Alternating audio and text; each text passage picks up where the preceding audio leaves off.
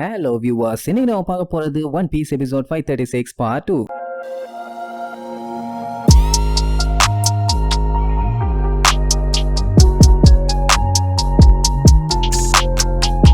Open பண்ணா போன பாட்டுல நம்ம ஜோரோ சும்மா மாசா ஒரு வெட்டு போட்டானே. ஆனா அந்த லூசு பையன் அவன் ஆளுகள்ல ஒருத்தன் சாகுறானேன்னு அதை பத்தி எல்லாம் கவலைப்படாம அசால்ட்டா குறுக்க தூக்கி நிப்பாட்டி அவன் எஸ்கேப் ஆயிட்டான். இப்போ ஜோரோ இந்த பேலஸ்ல இருக்க எல்லாத்தையுமே ஹாஸ்டேஜா புடிச்சு வச்சிருக்கான். அண்ட் இவங்க எல்லாத்தையுமே சேஃப்டியா ஒப்படைக்கிறேன்னு வேற சொல்லியிருந்தான். அதனால இவங்களுக்கு எதுவுமே ஆகாம பத்திரமா பாத்துக்க வேண்டியது அவனோட கடமை. அதனால நான் நின்னு சண்டை போடுவேன்னு சொல்லி அவங்களுக்காண்டி நம்மால முன்னாடி வந்து நிப்பான். என்னையா இவன் கொடுத்த வார்த்தையை காப்பாத்தணும்னு இவ்வளவு நல்லவனா இருக்கானேன்னு அதுக்கப்புறம் தான் இவங்களுக்கே புரிய வருது. இங்க நம்ம ப்ரூக்கு ஐயோ என் கால் தண்ணியில நனையுதே அதனால நான் வீக் ஆயிடுவேன்னு சொல்லி புலம்பிட்டு சரி நமி எங்க போனான்னு சுத்தி முத்தி பாப்பான். ஆளையே காணோம். அப்போ ஸ்டார் பிஷ் அவ மட்டும் இல்ல கேமியும் சேர்த்தி மிஸ்ஸிங்னு சொல்லுவான். அட வேற ஒண்ணும் இல்ல, ரெண்டு பேருமே அங்க இருந்து எஸ்கேப். உசோப்பு புலம்பிக்கிட்டே அவங்க கட்டெல்லாத்தையுமே கழட்டி விடுவான். ஃபர்ஸ்ட் லூஃபி எஸ்கேப் ஆயிட்டான், இப்போ நமி எஸ்கேப் ஆயிட்டான். இனி அடுத்து என்ன நடக்க போதோ தெரியலையே. சரி ரைட்டுன்னு சொல்லிட்டு ப்ரூக்கு கொஞ்சம் வெயிட் பண்ணி எல்லாத்தையும் கழட்டி விட்டுட்டு அதுக்கப்புறம் நீ வந்து தூக்கிக்கிறான். ஏன்னா அவன் தண்ணியில மாட்டினா டன் டனகனகாதான். சோ இப்படி எல்லாம் மாத்தி மாத்தி அவங்களோட கட்டெல்லாத்தையுமே கழட்டி விடுவாங்க. அதை பார்த்த ஹோடி செம்ம கண்டாயி அவங்கள ஏன்டா கழட்டி விடுறீங்க கொய்யா அலைகளா, அவங்கள போட்டு தலதாண்டா இவ்வளவு தூரம் வந்தேன், பேசாம உங்களையும் சேர்த்து காலி பண்ணிட வேண்டியதான்னு அவன் ஆளுங்க கிட்ட நெப்டியூன் ஆர்மியையும் ஸ்டார் ஹேட்டோட ஆளுகளையும் போட்டு தள்ள சொல்லுவான். உடனே சண்டை ரெண்டு குரூப்புக்கும் ஆரம்பிக்குது. நம்ம உசோப்பு ஃபர்ஸ்ட் அவனோட அட்டாக்கை யூஸ் பண்ணுவான். டாப்புன்னு ஒரு பெரிய பூ ஒன்று அங்க ஓபன் ஆகும். அது வந்து எல்லாத்தையும்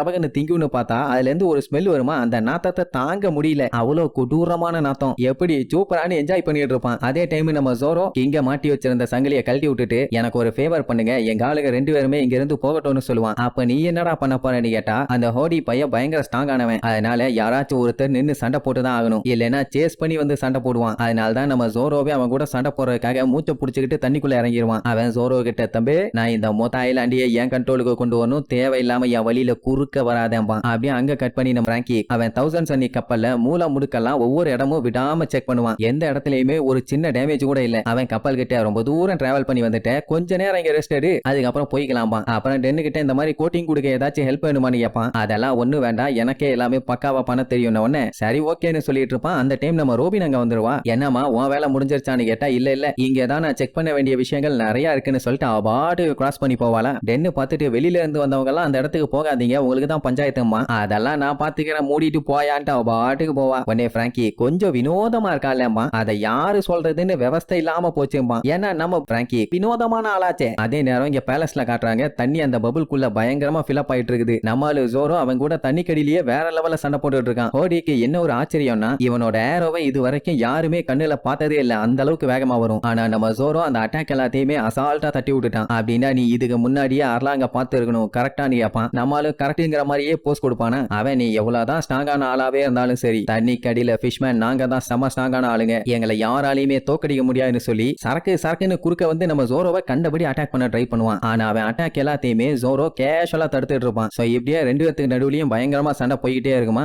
ஜோரோ அவன் அட்டாக்க முடிஞ்ச அளவுக்கு தடுப்பான். உடனே அவன் என்ன பண்ணிடுவான், நீ வெளியில இருந்தவன தானே தண்ணி வரத உன்னால பார்க்க முடியுது, தண்ணிக்குள்ள நீ எப்படி பாப்பேன்னு சொல்லி அந்த ஏரோ அட்டாக்க தண்ணிக்குள்ள வச்சு பண்ணுவான். ஜோரோ உசாரா டிராகன் ட்விஸ்டர்னு சொல்லி ஒரு சுத்துவான். அவன் பண்ண அட்டாக்ஸ் எல்லாமே பிச்சுக்கிட்டு போயிடும். பரவாயில்லையே நமக்கு ஈக்குவலா சண்டை போடுறான், இவன் கூட கொஞ்சம் ஃபன் பண்ணலாம் போலங்கிற மாதிரி சண்டைக்கு ரெடி ஆவான். ஆனா ஜோரோக்கு டைம் அந்த அளவுக்கு இல்ல, அவனும் எவ்வளவு நேரம் தான் மூச்சை பிடிச்சுக்கிட்டே இருப்பான். அப்படியே அங்க கட் பண்ணி கோரல் ஹில்ல காட்டுறாங்க. அங்க அடிபட்டு கிடந்த நம்ம ஹச்சிக்கு சாப்பர் பயங்கரமா கட்டு போட்டுட்டு இருப்பான். ஆனா அவன் அதை பத்தி எல்லாம் கவலைப்படாம சட்டு புட்டு நீங்க இருந்து கிளம்புற வழிய பாருங்கம்மா, ஏன்னா எப்ப வேணாலும் இந்த ஹோடி ஜோன்ஸ் வந்து அட்டாக் பண்ணுவான்னு. அதான் அட்டாக் பண்ணிட்டு இருக்கானே, முதல்ல உன்னை பத்தி கவலைப்படுறா அப்புறம் எங்களை பத்தி கவலைப்படலாமா. இங்க அதே நேரம் மக்கள்லாம் வேற நம்மளால ரவுண்ட் கட்டுவாங்களா, என்ன தாண்டா உங்களுக்கு வேணும்னு கேட்டா எங்க ஆளுங்க மெர்மேட்ஸை கிட்னாப் பண்ணிட்டு போனீங்கல்ல அவங்க எல்லாத்தையுமே ரிட்டர்ன் பண்ணுங்கம்மானுங்க. நம்மளுக்கு அவனுங்க என்ன சொல்ல வரானுங்கன்னு ஒண்ணுமே புரியல. திடீர்னு வந்து கிட்னாப் பண்ணிட்டீங்கன்னு சொன்னா என்னதான் சொல்ல முடியும். ஆனா அங்க இருக்க மக்களுக்கு ஸ்டார் ஹேட் பைரட்ஸ் மேல சுத்தமா நம்பிக்கை இல்ல. சவுத் சைடு இருந்த 3 யங் மெர்மேட்ஸ் திடீர்னு காணாம போயிட்டாங்க. கொஞ்ச நேரத்துக்கு முன்னாடி நீங்க எல்லாம் தான் அவங்க கூட இருந்தீங்க, ஆனா இப்ப காணும், அவங்க எல்லாம் எங்க போனாங்க, ஒழுங்கா திருப்பி ஒப்படைங்கன்னு சொல்லிட்டு கத்துவாங்களா. அப்பவுமே சஞ்சிக்கு புரியல. அப்போ பேசாம இருக்க வேண்டியதானே, எதுக்காண்டி எங்க மேல டவுட் போறீங்க, நாங்க என்ன மெர்மேட கடத்தவா போறோம்னு ஃபர்ஸ்ட் சொல்லுவான். ஆனா அதுக்கப்புறம் எனக்கு மெர்மேட்ஸ்னா ரொம்ப பிடிக்கும், விட்டா கண்டிப்பா தூக்கிட்டு போயிருவேன், ஆனா நீங்க நினைக்கிற மாதிரி நாங்க அவங்கள கிட்னாப் பண்ணலாமா, அதான் இப்ப கிட்னாப் பண்ணுவேன்னு சொன்னியடா, அப்ப நீங்க தான் பண்ணிருப்பீங்கன்னு சொல்லி இப்ப கன்ஃபார்மே பண்ணிட்டாங்க. சாப்பர் எதுக்குயா தேவையில்லாம எங்க கிட்ட வந்து ஆர்கியூ பண்ணிட்டு இருக்கீங்க, நாங்க அந்த மாதிரி எல்லாம் எதுவும் பண்ணலாமா, இல்ல நீங்க ஹியூமன்ஸ் பைரட்ஸ் கண்டிப்பா நீங்க அப்படித்தான் பண்ணுவீங்க. அது மட்டும் இல்லாம நீங்க மோசமான பைரட்ஸ்ங்கன்னு சொல்லி கையில கிடைக்கிற அண்டா குண்டா பாத்திரம்னு எல்லாத்தையுமே தூக்கிட்டு வீசுவாங்க. சாப்பர் மண்டமண்டையா வந்து அடிக்கும். அட அதெல்லாம் தூக்கிட்டு வீசினா பரவாயில்ல, ஒயின் பாட்டில தூக்கிட்டு வீசுவாங்க. சஞ்சய் கேஷுவலா புடிச்சு கொய்யாலைகளா சாப்பாடை ஏன்டா வேஸ்ட் பண்றீங்கன்னு பச்சை பச்சையா திட்டுவான். இப்படி இங்க பஞ்சாயத்து போயிட்டு இருக்குமா, கரெக்டா அந்த வழியா தான் நம்ம லூஃபி கிராஸ் பண்ணி வருவான். ஏப்பா சஞ்சய்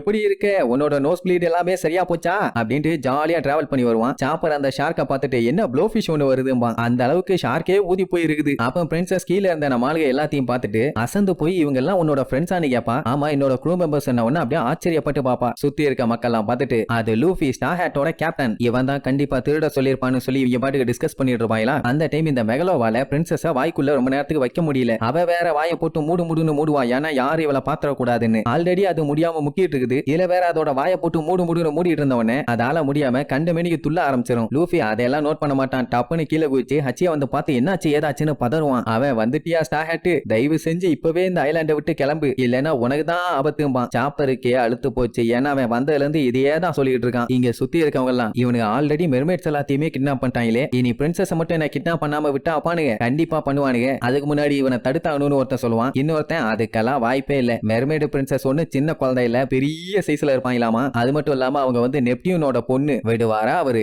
ஏகப்பட்ட பேருக்கு அவங்களை கிட்னாப் பண்றது பெரிய கனவு. ஆனா யாராலையுமே பண்ண முடியலன்னு சொல்லிட்டு இருக்கும்போது மேல இருந்து அந்த ஷார்க் அப்படியே முக்கிக்கிட்டே வரும். ஆமா அப்படி என்னதான் பண்ணுது அதுன்னு சொல்லி எல்லாம் ஊன்னு பாத்துட்டு இருக்கும்போது அதால சுத்தமா அவளை உள்ளுக்குள்ள வச்சுக்க முடியாம கண்ட மணிக்கு உழுப்புன்னு உழுப்பி கடைசியில அவளை வெளியில துப்பிடும். அவ்வளவுதான். அவளை பார்த்தோன்னே அங்க இருக்க மக்கள்லாம் ஆடி போயிருவாங்க, அசந்து போயிருவாங்க. அதை விட முக்கியமா அவளோட அழகை பார்த்துட்டு சாப்பர்லாம் அசந்துருவான். ஃபிஷ்மேன் ஐலாண்ட சேர்ந்தவங்களே வாயம் பழகுறாங்கன்னா அப்ப மத்தவங்களுக்கு எப்படி இருக்கும். அவ பரவாயில்லையே நீ கண்டுபிடிச்சிட்டீங்களேன்னு சொல்லி வைக்கப்பட்டு இருப்பா. சாப்பர் பார்த்துட்டு என்ன இத்தா தண்டி இருக்கா, இவ தான் மெர்மேடு பிரின்சஸானு எடுக்க வருவான். ஏன்னா சஞ்சய் மட்டும் அவளை பார்த்துட்டான்னா அதுக்கப்புறம் மூக்குல இருந்து ரத்தம் வளைஞ்சு ஸ்பாட்லயே பாடி ஆயிருவான். அதனால சைலண்ட் ஆவானா. என்னப்பா ஏதோ பின்னாடி சத்தம், யாராச்சும் வந்திருக்காங்களான்னு திரும்ப வருவான். வேண்டவே வேண்டாம் சஞ்சய், பின்னாடி மட்டும் திரும்பிடாத, உலகமே அழிஞ்சாலும் சரி உனக்கு அந்த பக்கம் என்ன இருக்குதுன்னு தெரிய வேண்டாம், பேசாம இருப்பானா. ஏன்டா அப்படி என்னாச்சுன்னு கேட்டா வேண்டாம், நீ திரும்பினா கண்டிப்பா நீ செத்துருவே, அதனால பேசாம இருன்னு சொல்லி சஞ்சய முடிஞ்ச அளவுக்கு சமாளிப்பான். அங்க பார்த்தா பாவம் மெகலோவோட நிலைமை ரொம்ப ரொம்ப மோசம். பிரின்சஸுக்கு மக்கள் எல்லாத்தையுமே இப்படி ஒன்னா வச்சு பார்த்தோன்னா செம ஹாப்பி, அப்படியே சந்தோஷமா பார்த்துட்டு இருப்பான். ஆனா அந்த லூசு பழுக முட்டா பழுக அறிவு கட்டவனுங்க ஐயோ ஸ்டார் ஹேட் பைரட்ஸ் மெர்மைடு பிரின்சஸையே கிட்னாப் பண்ணிட்டாங்கன்னு சொல்லி தொண்டைகிளிய அவங்க கத்துறதோட இந்த எபிசோடுக்கு எண்டு கார்டு போட்டு முடிக்கிறாங்க.